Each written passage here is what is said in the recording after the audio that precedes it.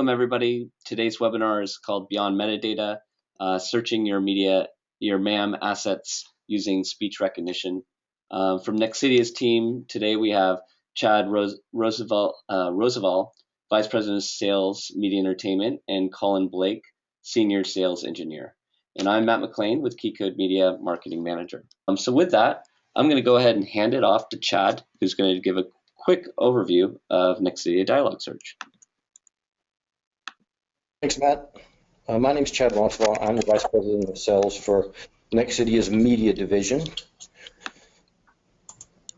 Nexidia, just a little background on us to kind of help move this along. So Nexidia is about a 15-year-old company. We're headquartered out of Atlanta, Georgia, and I'll dive a little more into kind of who we are behind this, but I think early on we want to talk about what's important here and why dialogue search is critical to your business and help move things along and where we fit in that. So Nexidia itself is a best-in-class speech search company. We do that in multiple types of business.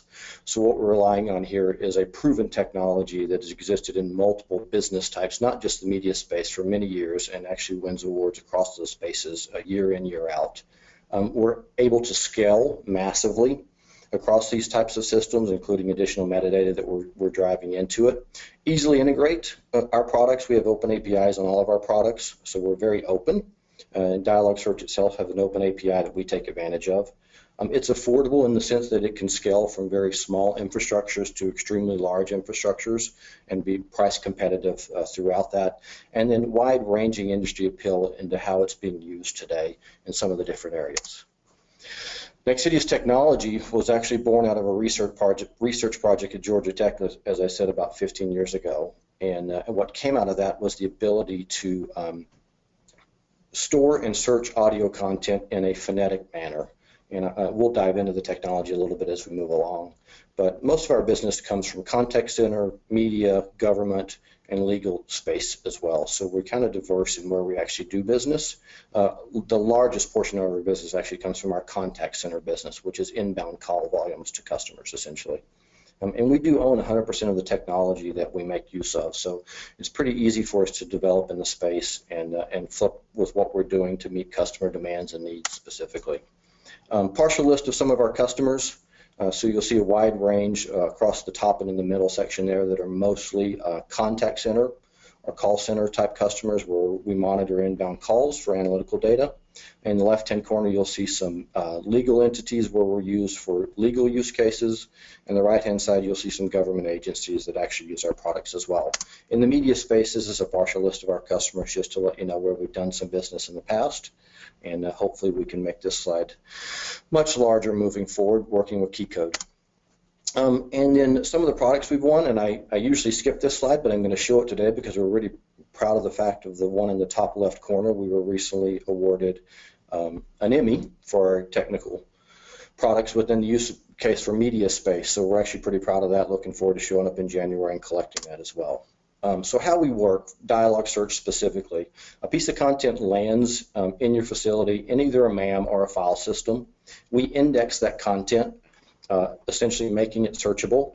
And then from that search itself, you can actually export that content back to the MAM directly to an editor or any way you want. So it's a pretty simplified workflow. And this search functionality does not have to occur in our interface, and that's important to note. How we actually create the phonetic index. So one, when we listen to the audio as a file, we can actually listen to that audio anywhere from 40 to 200 times faster than real time per CPU core. So the more CPU cores you light up, the faster we'll index content. What we hear is the spoken content of "I have a dream that my 4 little children will live in a." What we actually store is a phonetic equivalent of that looks something like this: "I have a dream that my 4 little children." And this is the actual index file that exists for us to actually store and search against. When we run a search, we take that same "I have a dream" term typed in, convert it to a phonetic equivalent, and then run a search that looks for all of those phonemes within our database where they're strung together and exist. And we'll actually return all those results and give you a confidence score as well. So that's how our actual technology works on the back end. To show you the product, I'm going to turn it over to Colin Blake and let him run from there. If there's any questions for me, feel free to speak up.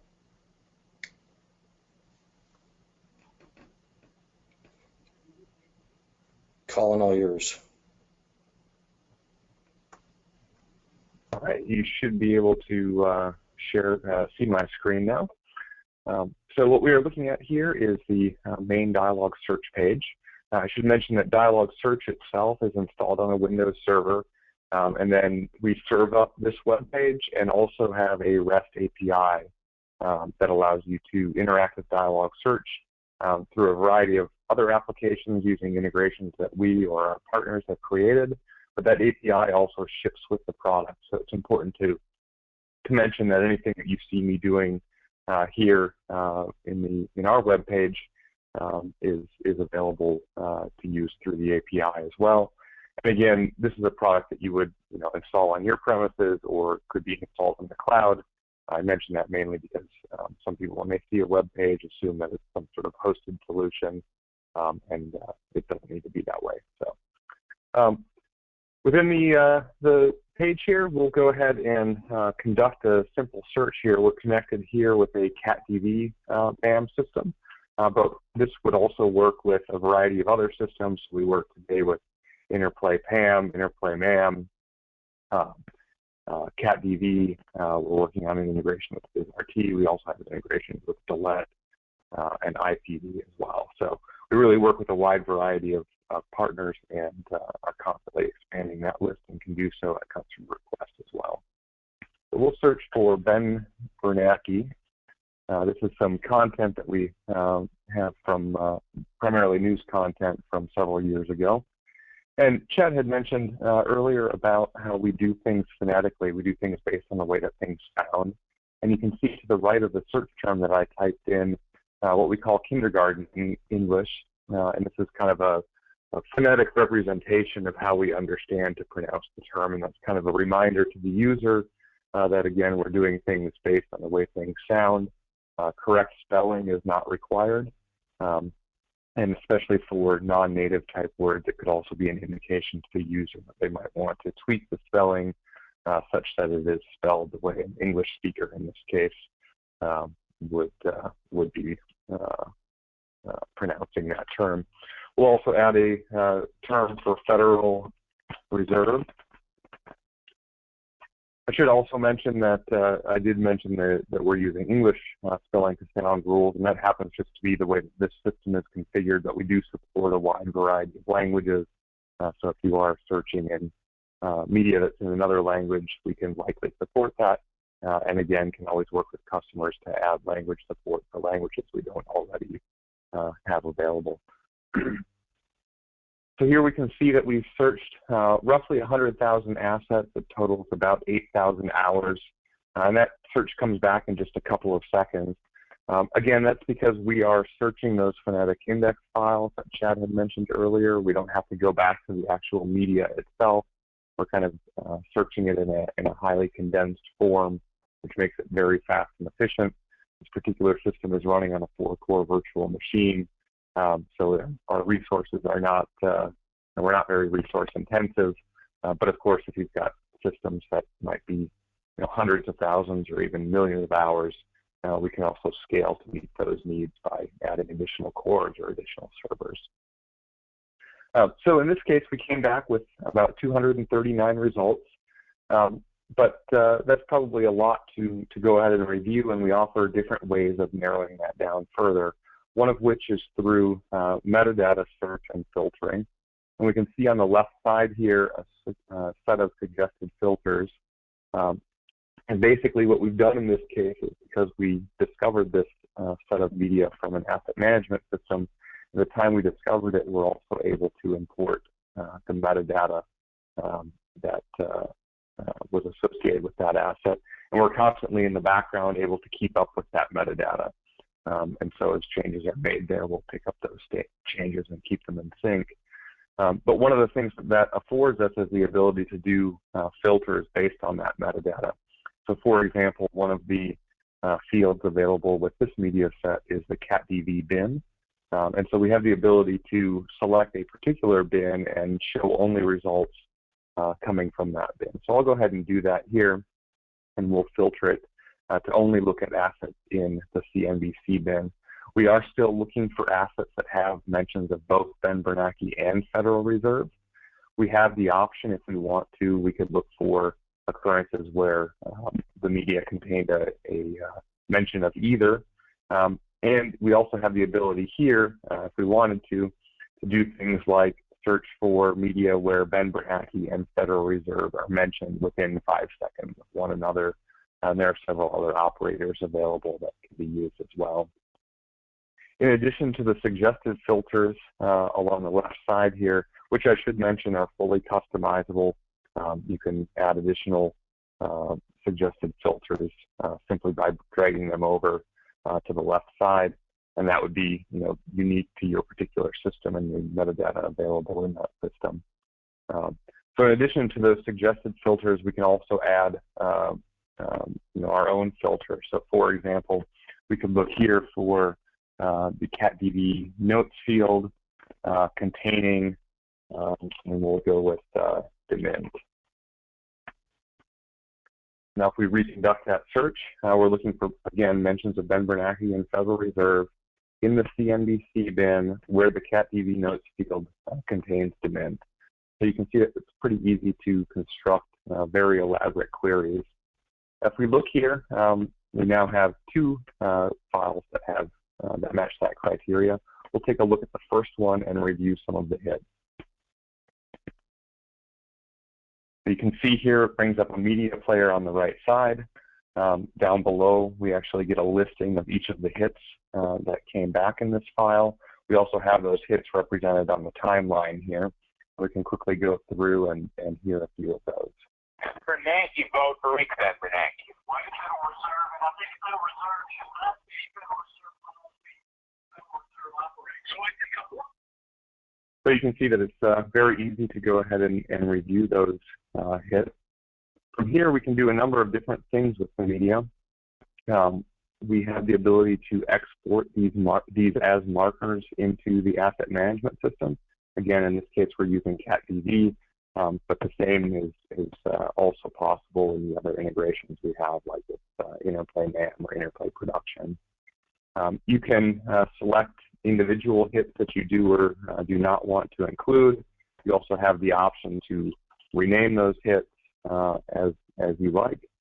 And at this point, we can export it back to CatDV. And I'll complete here in just a second.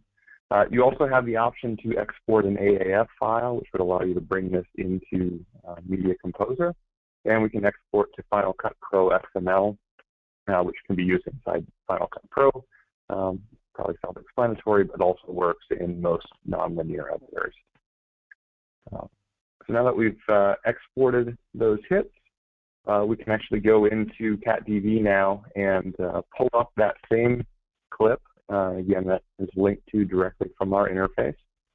And then in the event markers for this clip, we can actually see the markers that we've exported here, indicating that it came from dialog search. You can also see the one that I renamed here.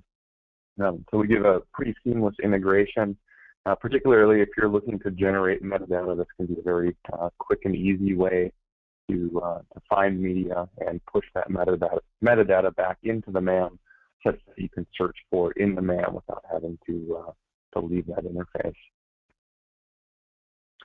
We also have the ability to view the metadata that's associated with this clip.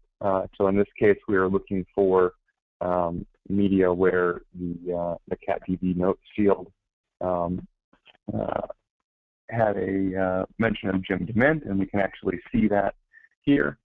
And all of the other metadata that we've imported is also available to see. You've got the option to export metadata or the hits or the CSV, PDF, copy it to the clipboard, etc., which can be helpful for some workflows. And again, you've got a lot of other options within our interface. So, for example, if this were a search that we're conducting regularly, we might want to not have to go to the trouble of reconstructing it each time. And so we give you the ability to save a search here. And so this would save all those criteria, and you can then very easily just click on this in the future, all those same criteria would be entered and it would reconduct the search even as the media set changes over time. That can be truly beneficial too for searches that use time-based operators. So you might have searched for media that was created within the last week, for example. And so over time, that set of media is going to change, but the saved search would constantly be updating, bringing you back to that set of search criteria. And we have the ability to create project bins. And so as you're viewing assets that may be of interest for whatever it is that you're interested in using it for, you can actually take the clips, drag them into a project bin. I've just created a new one here, just call it bin.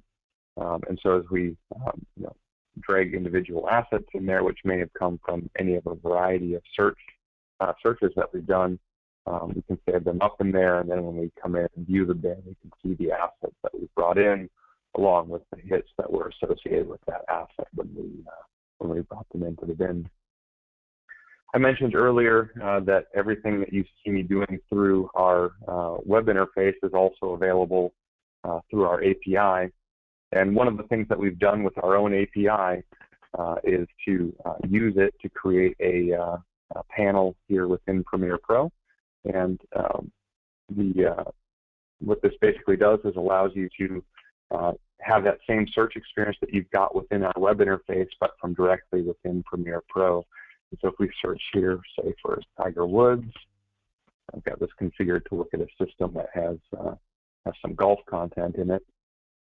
You see that you basically get back thumbnails like you do in our web interface, but in this case, we can go ahead and double click one of those. It brings that immediately into our project. And if I bring that up into the source viewer, you can actually see on the timeline now the locations where Tiger Woods was spoken. And so this gives you a very quick and easy way to search for media, bring it into your project, and begin editing with it all without having to leave Premiere Pro. And so with that, I think I will toss it back to Chad.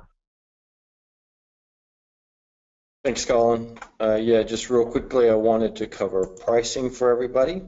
I talked about scale of pricing, so depending upon the type of system you're looking for, a basic system begins at just under 5K. That includes 1,000 hours of searchable media and 2 user seats. It's important to know that 1,000 hours of searchable media is like storage. It's renewable. When you delete something, you gain those hours back, so you can constantly be changing out the set of media underneath that.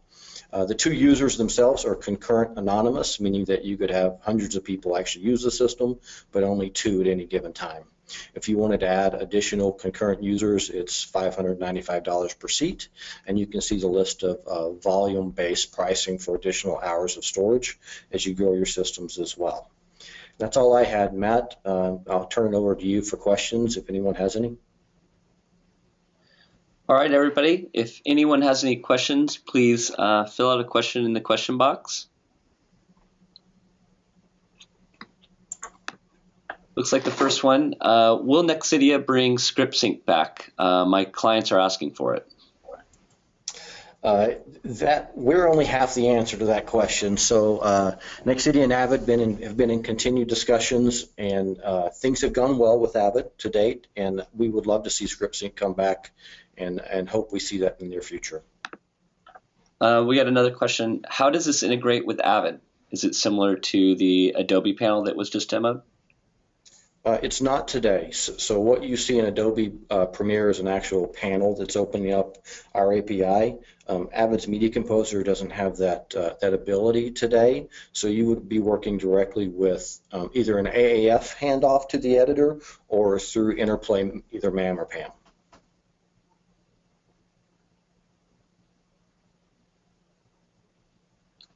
Okay, if you guys have any more questions, keep submitting them. In the meantime, just wanted to mention that this webinar is being recorded, and we will be sending a recorded version to you later today if you want to share it with other people within your organization or the community.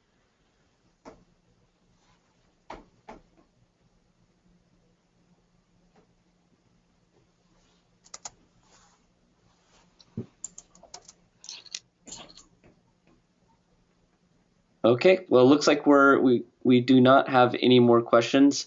If anyone wants to follow up on this and has any additional questions later on, or wants to look into purchasing this, please go to the Key Code Media website and contact us. We will have someone follow up with you shortly after. Thanks everyone for attending. Thanks Chad and Colin for your presentation today. And we look forward to seeing you guys on our future events or webinars. Take care.